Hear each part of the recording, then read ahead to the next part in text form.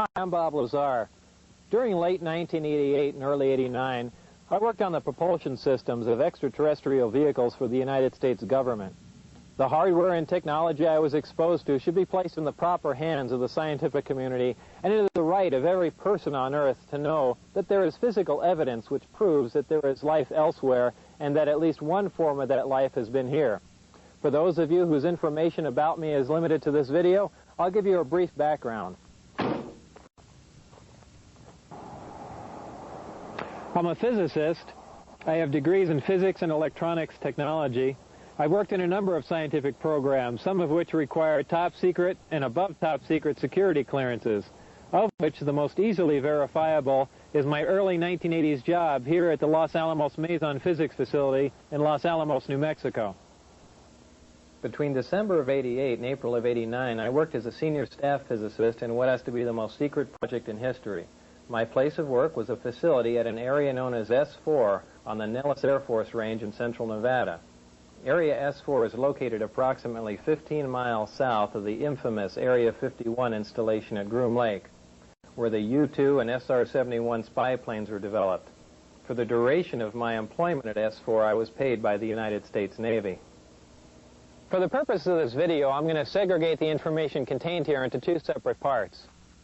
The first part will deal with information with which I've had hands-on experience and personal instruction. In other words, not only did I read briefings and not only was I taught the theories of these technologies, but they were demonstrated for me and I know they are true and accurate. Some of the points covered in this first section will be how vast distances of space are traveled by virtue of an intense gravitational field, how this gravitational field is generated, what the power source is and how it functions, and general information about disks and the project at S4. The second part of this will deal with subjects on which I've read supporting information, yet for the most part I had no other way to corroborate the information or ascertain its accuracy. When we get to part two, it'll be obvious why proof of some of this information could not be conclusive. Some of the points covered in this second section will be information about the beings that brought us this technology, and how these beings have historically interacted with man. I've been prudent in selecting what to expose here, and I think that some of this information should not be made available to the general public. This information is being conveyed to you as it was to me, with the exception that in most cases I've simplified things for those of you with non-scientific and non-technological backgrounds. So let's begin. At the beginning of this first section, I'm going to give you 3 short science lessons, and once you've learned them, you'll not only know more about interstellar travel than almost anyone else in the world, but you'll know the actual method another civilization is used to travel from another star system to the planet Earth. Now, during the course of this, I'm going to have to relate information that I've learned at S4 to information that we're already aware of. And when I say we, I mean the general mainstream scientific community. So as not to waste too much time explaining established scientific facts and theories, when I say we know this or we know that, please feel free to consult any qualified scientist, professor, or science teacher to have them explain my statements to you. One of the most predominantly asked questions is, how is it possible to cross vast expanses of space without exceeding the speed of light? Or how can you travel in reasonable time and economy between points that are light years apart? Now keep in mind that the speed of light is 186,000 miles a second, which translates into roughly 669 million miles an hour. And a light year is a distance traveled in 1 year at the speed of light. Proxima Centauri, which is the star system nearest ours, would take 4 years to reach traveling at the speed of light. So up until now, when we've examined the requirements to travel these distances, we've always had to consider the problems of traveling at a speed near the speed of light. This poses problems with propulsion, navigation, fuel capacities, and even when you consider the effects of acceleration on space-time, which include time dilation, mass increase, length contraction, and a whole host of other things, it quickly becomes evident that this type of travel would require a level of technology that man has not yet achieved. The truth of the matter is that traveling these distances does require a level of technology that man has not yet achieved. but it has nothing to do with flying in a linear mode near the speed of light. We know that the shortest distance between 2 points is a straight line, so in our universe we've always assumed that the fastest way from point A to B was to travel in a straight line at the speed of light. Well, the fact is that when you're dealing with space-time and you enjoy the capability of generating an intense gravitational field, the fastest way from point A to B is to distort or warp or bend the space-time between point A and B, bringing point A and B closer together. The more intense the gravitational field, the greater the distortion of space-time and the shorter the distance between points A and B. Most of us think of space-time as the void or as nothing. And remember, it wasn't that long ago that man considered the air in our atmosphere to be nothing. Yet with time, we've become aware of the elements and properties of the air and atmosphere. Well, indeed, space-time is an entity, and one of its properties is that it can be distorted or bent by a gravitational field. We know that gravity bends or distorts space-time and light by virtue of the fact that we're able to see stars which we know should be blocked from our view by the sun. Referring to the graphic here, the solid line denotes the position of a star that's located behind the sun, and the dotted line shows its position as viewed from Earth. This is made possible because the sun's gravitational field distorts the space-time and light around the sun, allowing us to view stars which should be hidden from view. We know that gravity distorts time by virtue of the fact that if we take two identical atomic clocks and keep one at sea level and take the other one up to a high altitude, when we bring them both back together, they reflect different times. The difference in this passage of time is caused by the fact that a gravitational field weakens the further you get from the source. So the atomic clock which was taken to the high altitude was exposed to a less powerful gravitational field than the clock which we kept at sea level. The effect of a gravitational field on space-time is something that we've been able to observe, but not to experiment with. This is due to our inability to generate a gravitational field. And up until this point in time, great mass such as a star, planet, or moon was the only source of a discernible gravitational field that we're aware of. So just as the gravitational field around great mass such as a planet distorts space and time, any gravitational field, whether naturally occurring or generated, distorts space and time in a similar manner. Now, the great benefit of generating an intense gravitational field is not only can you turn it on, but you can turn it off. If we refer back to our original illustration of space-time distortion, we can see that when we generate an intense gravitational field, we can distort the space-time and in turn the distance between the point where we are and the point where we want to be. We can then position ourselves at the point where we want to be and then stop generating the gravitational field, allowing space-time to return to its natural form. In this manner, we can travel great distances with little linear movement, and this is how space-time distortion translates into reduced distance. Now back to our original question, how is it possible to cross the vast expanses of space required for interstellar travel without exceeding the speed of light? This is accomplished by generating an intense gravitational field, distorting space-time and allowing you to cross many light years of space in little or no time and without traveling in a linear mode near the speed of light.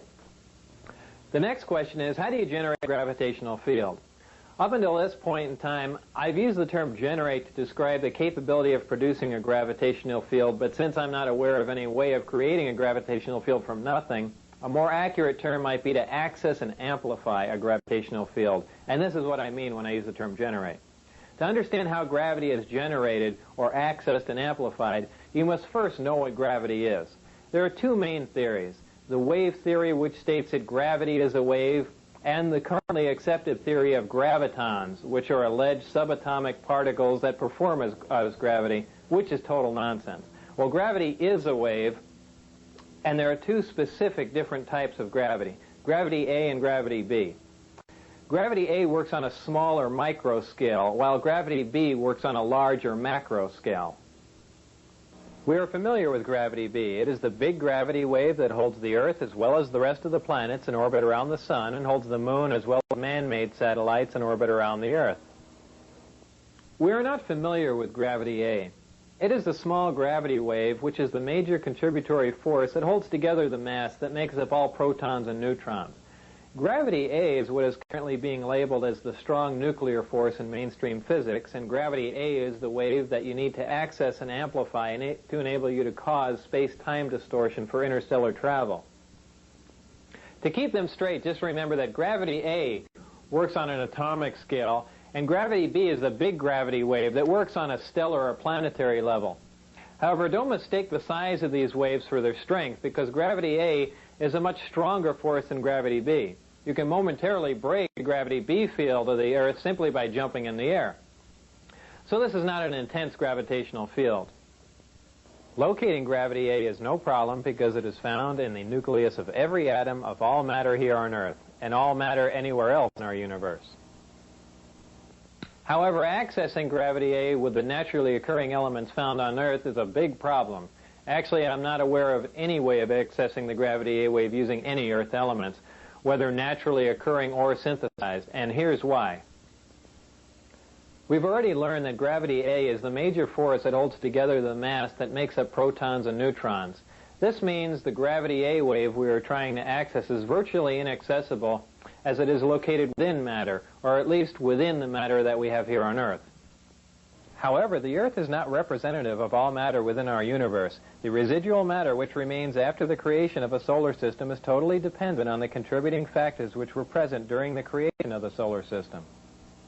This is true whether you believe that the origin of the universe was an evolutionary event or that a supreme being caused this event to happen. The two main factors which determine what residual matter remains after the creation of a solar system are the amount of electromagnetic energy and the amount of mass present during the solar system's creation. Our solar system has one star, which is our sun, but the majority of solar systems in our Milky Way galaxy are binary and multiple star systems. In fact, many single star systems have stars that are so large that our sun would appear to be a dwarf by comparison. Keeping all this in mind, it should be obvious that a large single star system, binary star system, or multiple star system would have had more of the prerequisite mass and electromagnetic energy present during their creations. This makes it possible for these systems to possess elements which are not native to the Earth. Scientists have long theorized that there are potential combinations of protons and neutrons which should provide stable elements with atomic numbers higher than any which appear in our periodic chart, though none of these heavy elements occur naturally on Earth. 88 of the first 92 elements on the periodic chart occur naturally on Earth. Some heavier elements do occur in trace amounts, but for the most part we synthesize these heavier elements in laboratories. Generally speaking, the stability of these synthesized heavy elements decreases as their atomic number increases, but experiments at the Lab for Heavy Ion Research in Germany have shown that this may only be true up to a certain point, as the half-life for element 109 is longer than that of element 108. The point is that our observations and theories are accurate. The fact is that heavier stable elements with higher atomic numbers, which have more protons, neutrons, and electrons than any Earth elements, do exist. However, up until this point in history, there has been no physical evidence to prove this. But now that proof is here. The most important attribute of these heavier stable elements is that the gravity A wave is so abundant that it actually extends past the perimeter of the atom. These heavier stable elements literally have their own gravity A field around them, in addition to the gravity B field that is native to all elements. No naturally occurring atoms on Earth have enough protons and neutrons for the cumulative gravity A wave to extend past the perimeter of the atom so you can access it. Even though the distance that the gravity A wave extends is infinitesimal, it is accessible, and it has amplitude, wavelength, and frequency just like any other wave in the electromagnetic spectrum. Once you can access the gravity A wave, you can amplify it just like we amplify any other electromagnetic wave. To demonstrate how a wave is amplified, we can use this oscilloscope, and as you can see, it graphically depicts the tone you hear as a wave. As we amplify the tone, you can see that the size or the amplitude of the wave increases, giving us a more powerful version of the same identical wave, and thus the tone sounds louder.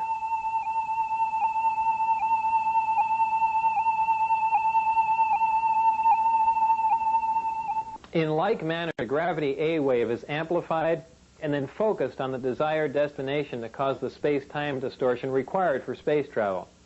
This amplified gravity A wave is so powerful that the only naturally occurring source of gravity that could cause space-time to distort this much would be a black hole. This brings us back to our original question: how do you generate a gravitational field? You must have access to an element which is heavy enough for the gravity A wave to extend past the perimeter of the atom. Then you can access and amplify it for space-time distortion.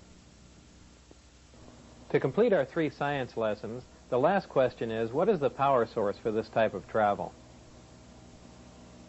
Well, for those of you with limited knowledge about power sources, I'm sure you can probably imagine the enormous amount of power required to cause a space-time distortion for this type of travel.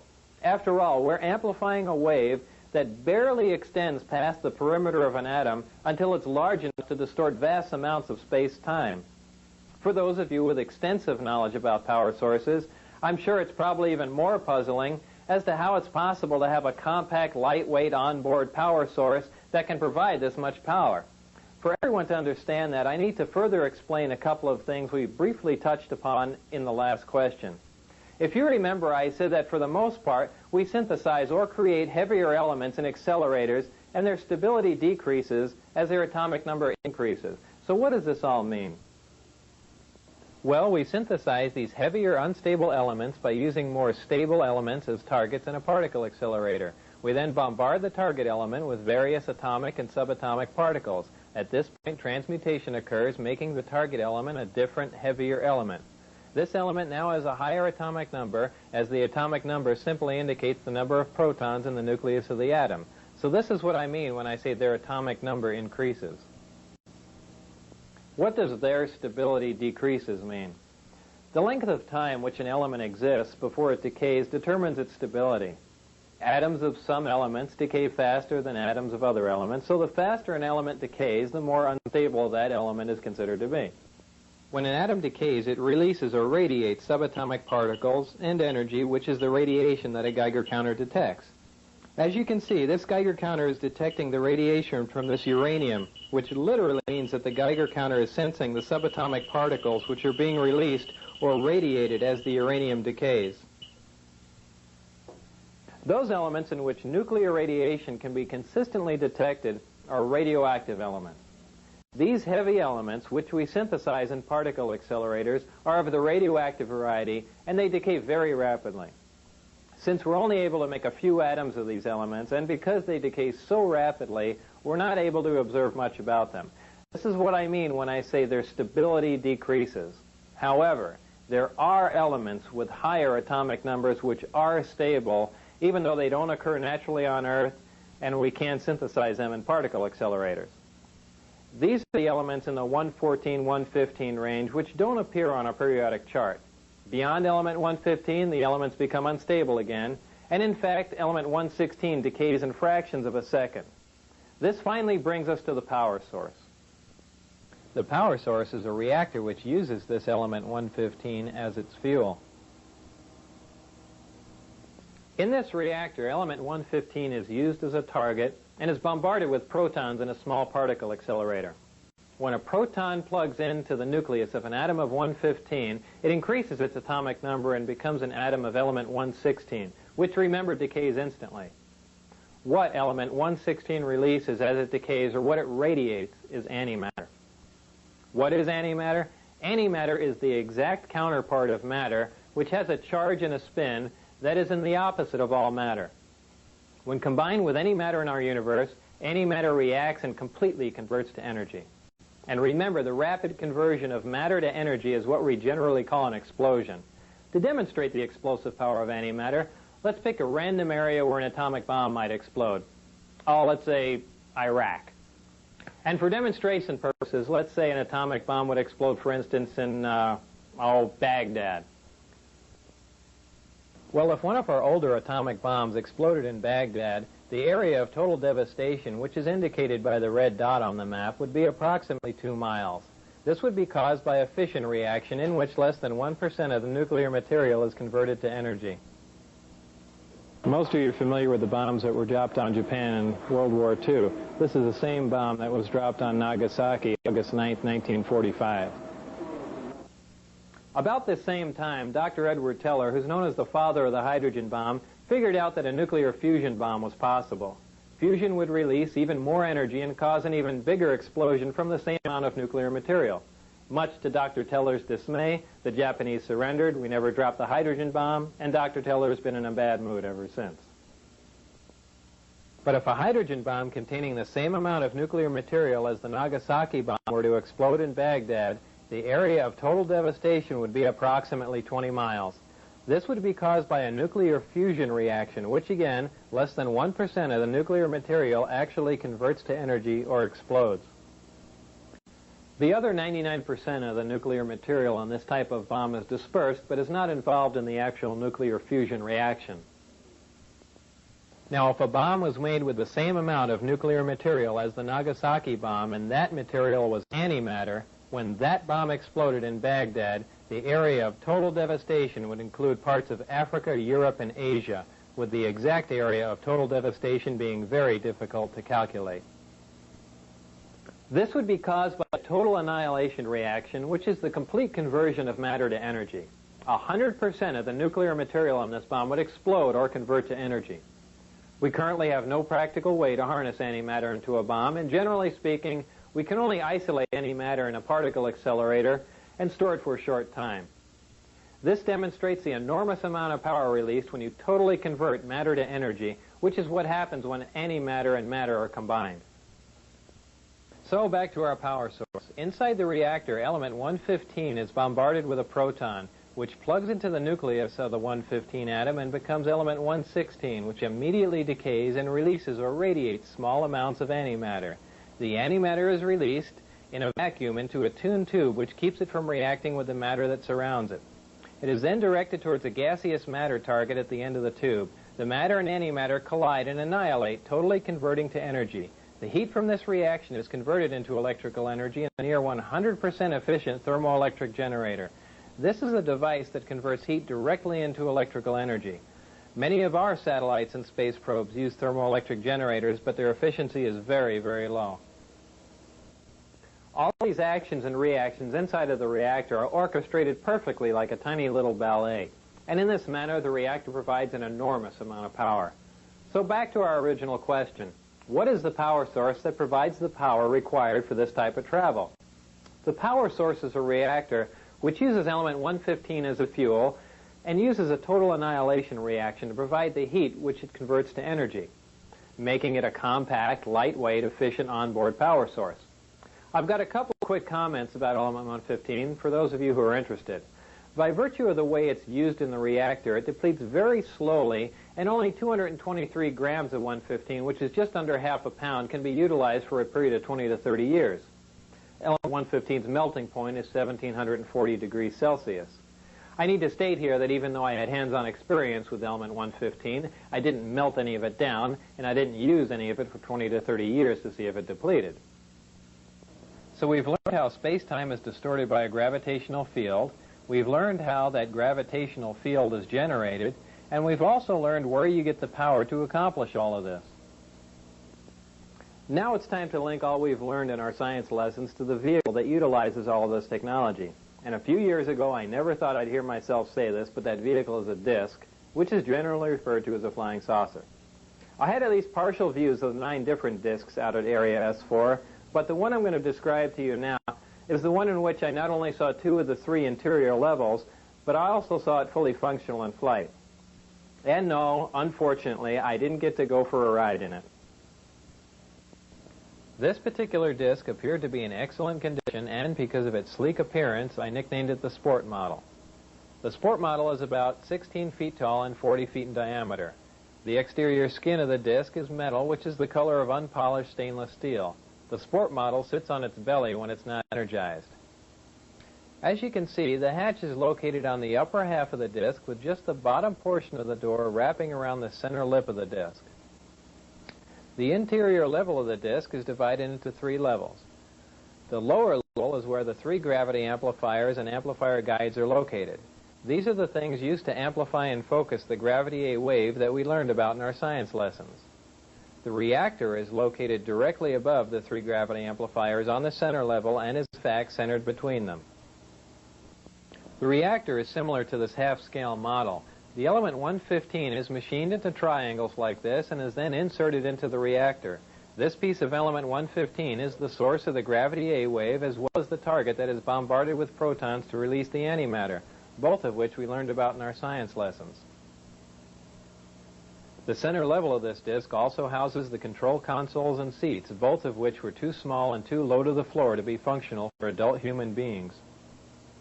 The walls of the center level are all divided into archways. At one point in time, when the disk was energized, one of the archways became transparent, and you could see the area outside of it just as if the archway was a window. After the panel had been transparent for a while, a form of writing, which was unlike any alphabetic, scientific, or mathematical symbols I've ever seen, began to appear on the transparent archway. And I was never informed as to how all of this was achieved, not that any of that would have required alien technology. I was never given access to the upper level of the disk, so I can't enlighten you as to what the porthole-like areas are, other than I can assure you that they're not portholes. Now, before I go any further about the disk, I'm going to show you where and under what circumstances I saw it tested. My job in this program was to be part of a back engineering team. Back engineering is the act of taking a finished product and tearing it apart to find out what makes it tick. The goal in this program was to see if the technology of the disk could be duplicated with other materials. When I went to work, I was flown from McCarran Airport in Las Vegas to Area 51, which is a highly secure government base on the Nevada test site. Area 51 is located about 125 miles north of Las Vegas, near the Groom Mountains and the Groom Dry Lake bed. From Area 51, I was bused to an even more highly secure facility located about 15 miles south of Area 51 called S4.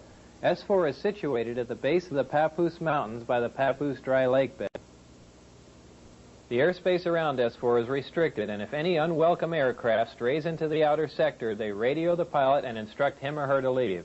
If that pilot continues and strays into the middle sector, jets will be scrambled to escort the intruding aircraft out. If for any reason whatsoever that aircraft penetrates into the inside sector before jets can be airborne, ground-to-air missiles will neutralize the intruder. The moral of this story is don't try and fly into S4. The S4 installation is built into the mountain, and the 9 hangar doors are angled at about 60 degrees. These doors are covered with a sand-textured coating to blend in with the side of the mountain and the desert floor. As you can see in this representation, my ID badge had a white background with 1 light blue and 1 dark blue diagonal stripe in the upper left-hand corner.